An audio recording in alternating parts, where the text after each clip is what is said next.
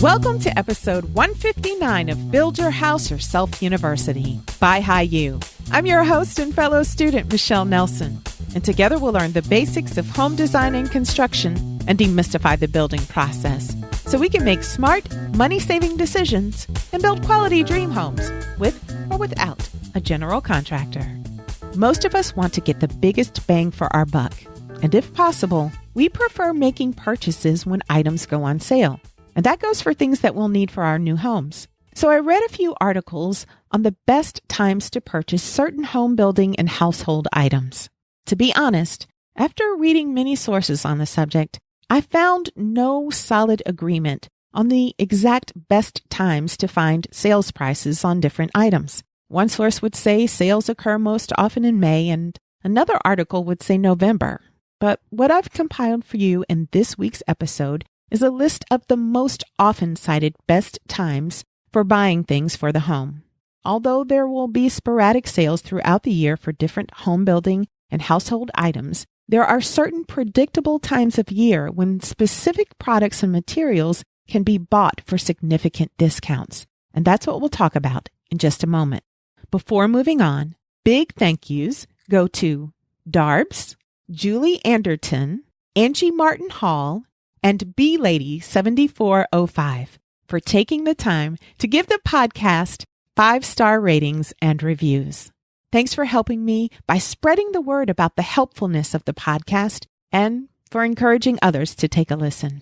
All right, let's get into the best times to buy stuff for our homes. Starting with paint. Paint usually goes on sale during the summer holiday weekends, Memorial Day, 4th of July, and Labor Day. Many stores will allow you to buy untinted base paint at the sales price and bring it back months later when you need it. When you take it back, you can get it mixed into the color you want. Just make sure to check with the store before you do that to make sure that they offer that convenience. And remember to save your receipt so that you can prove you bought the paint at that store. If you're going to store the paint before using it, keep it in a climate-controlled place so it doesn't freeze or get overly heated. You'll also want to buy a little extra paint to keep on hand for after your house is complete so you can use it for future touch-ups. If you don't want to wait till summer to make a paint purchase, another way to find discounted paint is by checking to see if the paint store or home improvement store is selling discontinued colors that might work for your space.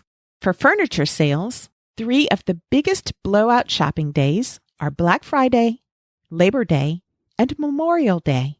You'll also see big furniture discounts in January and July when stores need to make room for new inventory. Up next, mattresses. Most experts say you should replace your mattress about every 10 years, but sooner if your bed is giving you back pain. Spring is the best time to buy a mattress. That's easy to remember, right? Spring, mattress. The mattress industry rolls out its new models from June to September, so they want to clear out the older models by May. March, April, and May are the best months to buy a new mattress. You may get the very best prices on Memorial Day weekend, as that's the last holiday weekend before new mattress models start coming out.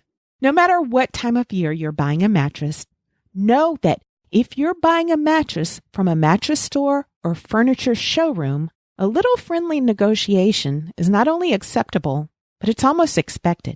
You obviously won't have that option of negotiating if you purchase your mattress online or from a membership discount warehouse like Sam's or Costco. So keep that in mind when comparing prices.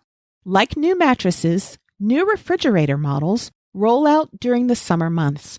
So retailers offer discounts on older models in May. During Memorial Day weekend, some refrigerators will be marked down as much as 50%. New models of other home appliances come out in the fall, specifically September and October. So you'll find plenty of discounted appliances during the summer holiday months. Again, Memorial Day, 4th of July, and Labor Day weekends. Although the sales may not be quite as good, you can also find appliance deals on Columbus Day and President's Day. And don't forget that you can save hundreds of dollars year-round if you're willing to buy an appliance with a scratch or ding or a floor model. October is the month for sales prices on all things outdoors, including outdoor furniture and grills. You can find vacuum cleaners on sale in June and November. Now, what about bed linens and towels? Department stores hold white sales in January, where you can get deeply discounted sheets and towels. January is also the time you'll find some of the best prices on TVs and electronics, specifically January and February, aka Super Bowl season.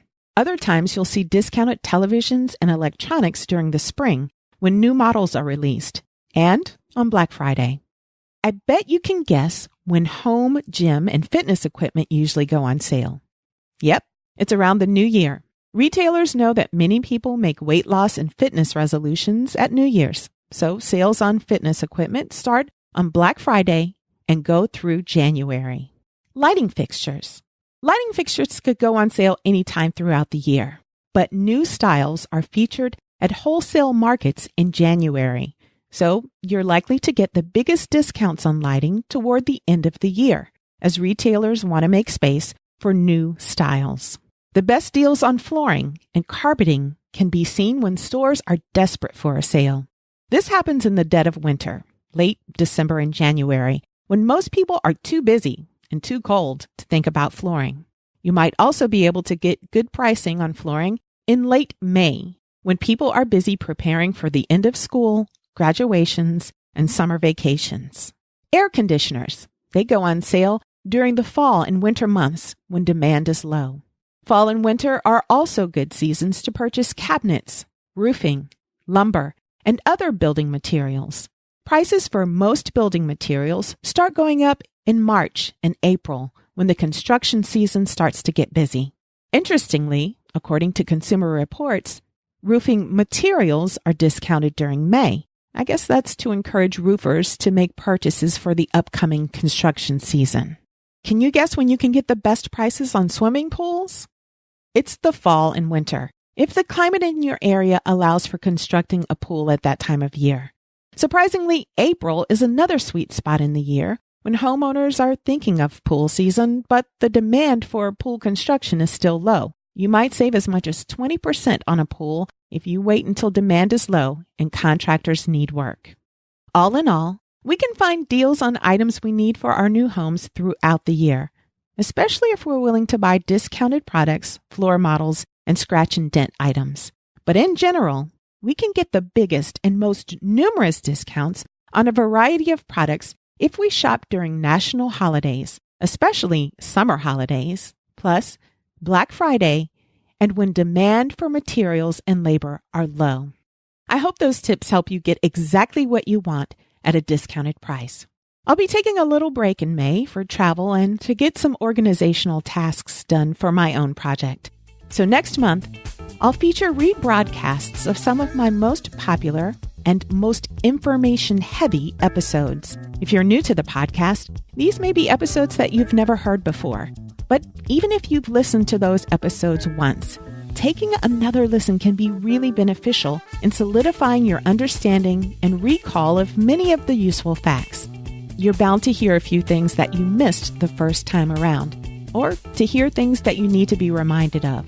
When I listen to episodes again, I always learn something, although I'm the one who researched and recorded them originally. So I bet hearing some of that information again will be helpful for you too. Also, make sure you subscribe to the podcast so new episodes, when they come out, they'll get downloaded to your library as soon as they come out. I hope you'll be patient with me as I take some time to organize and prepare to get into the nitty-gritty of the construction of my house. I'm excited. Thanks for stopping by. I hope you learned as much as I did, and I hope you'll join me the next time for another episode of Build Your House Yourself University. BYHYU. Please remember that the purpose of this podcast is simply to educate and inform. It's not a substitute for professional advice. The information that you hear is based only on the opinions, research, and experiences of my guests and myself. That information might be incomplete, it's subject to change, and it may not apply to your project. In addition, building codes and requirements vary from region to region, so always consult a professional about specific recommendations for your home.